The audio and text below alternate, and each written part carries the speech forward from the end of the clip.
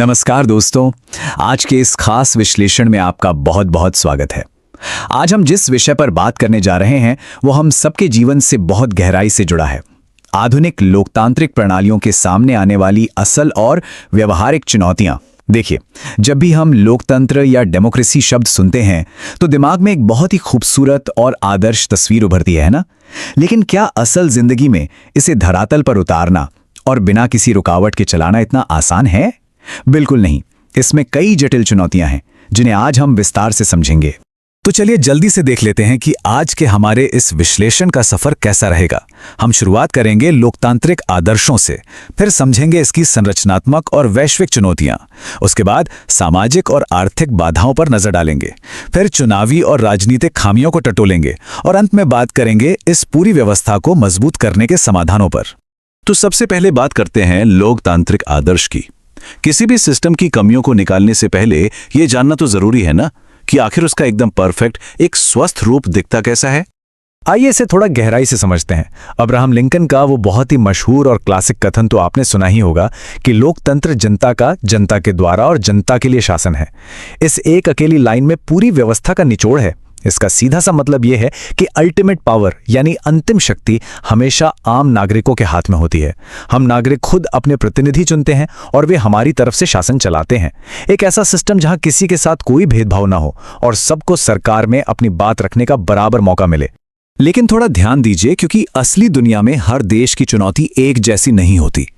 ऐसे देश जहां राजतंत्र हैं या कोई और व्यवस्था है, वहां की जनता का पहला और सबसे बड़ा टारगेट होता है किसी तरह एक सफल लोकतंत्र को स्थापित करना।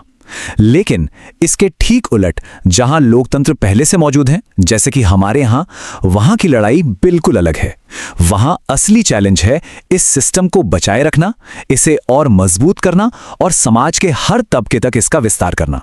तो दोनों ही स्थितियों की मुश्किलें एक दूसरे से एकदम अलग हैं। अब एक मजबूत लोकतंत्र को बिना डगमगाए चलाने के लिए उसके 3 अहम स्तंभों का सही से काम करना बहुत जरूरी है। पहला है विधायिका, जिसका काम कानून बनाना है, इसलिए इसे आने वाली पीढ़ियों का ख्याल रखते हुए हमेशा दूरदर्शी होना चाहिए।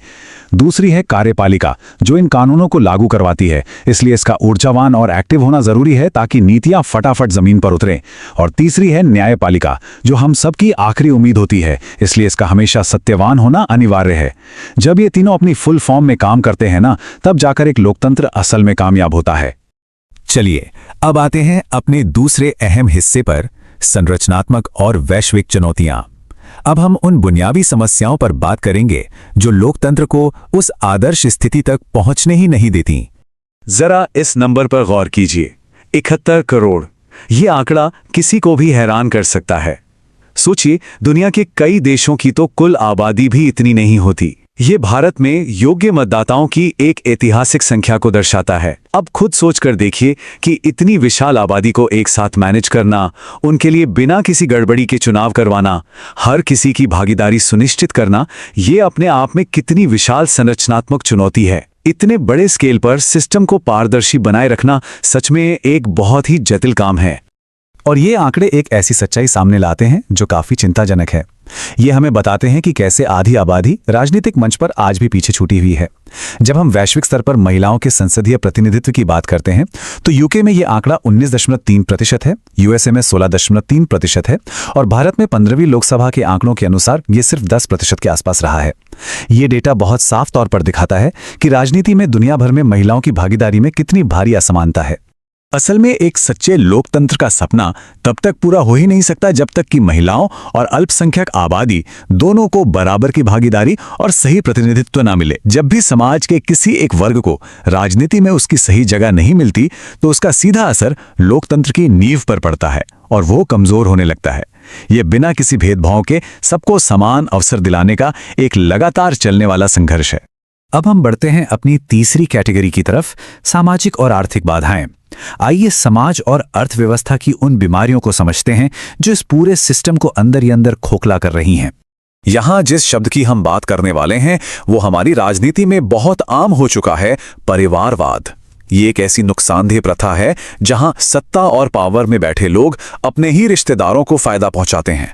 अक्सर देखा जाता है कि जो समर्पित कार्यकर्ता जमीन पर सालों तक पसीना बहाते हैं, उन्हें किनारे कर दिया जाता है और टिकट सीधे किसी नेता के रिश्तेदार की झोली में चला जाता है।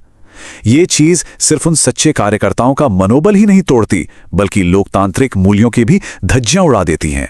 एक और बहुत ही गंभीर अपराध जो हमारे सिस्टम के रिसोर्सेज को दीमक की तरह खा रहा है, वो है काला धन यानी ब्लैक मनी। ये वो पैसा है जो या तो पूरी तरह से गलत और अवैध तरीकों से कमाया गया है, या फिर जिसे कमाया तो सही तरीके से गया था लेकिन टैक्स बचाने के चक्कर में सरकार की नजरों से छिपा लिया गया।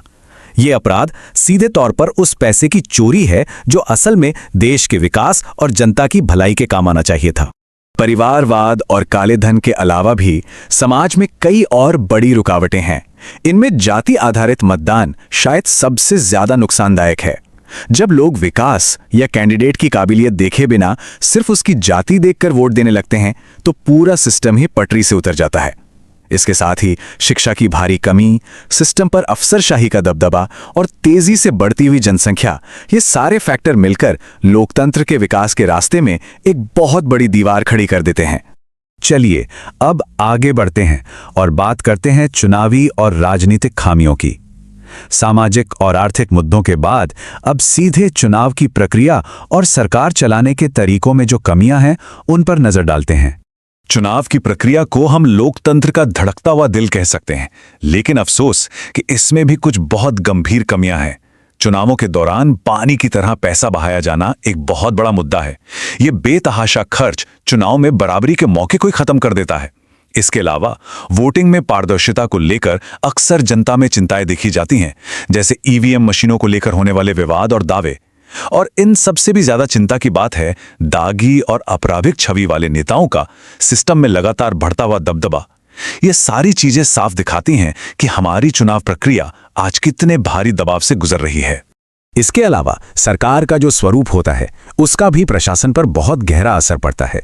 जब किसी एक पार्टी को स्पष्ट बहुमत मिलता है और वो सरकार बनाती है तो प्रशासन पर उसकी पकड़ स्वाभाविक रूप से काफी मजबूत होती है।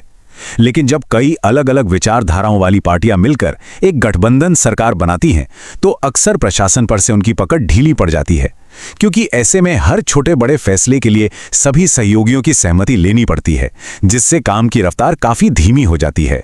और ये राजनीतिक टकराव सिर्फ गठबंधन तक ही सीमित नहीं रहता। जब केंद्र और राज्य में अलग अलग पार्टियों की सरकारें होती हैं तो अक्सर उनके बीच भारी राजनीतिक तनाव देखने को मिलता है।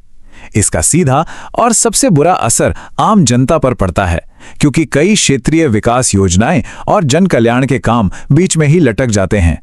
इसी तरह जब अफसरशाही अपनी हदें पार करने लगती हैं तो पूरी प्रशासनिक मशीनरी आम नागरिकों से एकदम कट सी जाती है।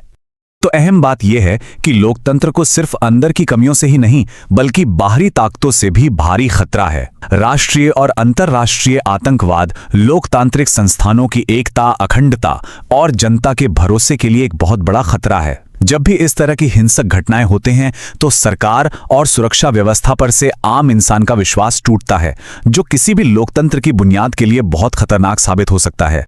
चलिए अब आते हैं आज की चर्चा के सबसे अहम और सकारात्मक हिस्से पर। इस पूरी व्यवस्था को मजबूत कैसे किया जाए। बीमारियों की बात तो बहुत हो गई, अब जरा समाधान की तरफ भी रुख करते हैं। इतनी सारी जटिलताएं और कमियां देखने के बाद एक स्वाभाविक सा सवाल जहन में आता है, आखिर इन विशाल लोकतांत्रिक चुनौतियों का समाधान कैसे किया जा सकता है। समस्याओं को गहराई से समझने के बाद अब हमारा पूरा फोकस उन व्यावहारिक और मजबूत सुधारों पर होना चाहिए जो सच में जमीन पर बदलाव ला सकें। तो आइए देखते हैं कि कौन से कदम उठाए जा सकते हैं। सबसे पहला और शायद सबसे अहम कदम है नागरिकों में शिक्षा और जागरूकता को बढ़ाना। दूसरा बड़ा कदम है चुनाव आयोग द्वारा चुनाव प्रचार के खर्चे पर एक बहुत ही सख्त लिमिट लगाना, ताकि पैसे और पावर का गलत इस्तेमाल रोका जा सके। और तीसरा 2005 के सूचना का अधिकार यानी आरटीआई एक्ट जैसे मजबूत और पारदर्शी कानूनों का ज्यादा से ज्यादा इस्तेमाल करना। ये कानून नागरिकों को सिस्टम पर नजर रखने और सवाल पूछने का एक बहुत बड़ा हथियार देते हैं। इन तमाम समाधानों पर बात करने के बाद मैं आपको एक बहुत ही गहरे और विचार करने वाले सवाल के साथ छोड़ना चाहूंगा।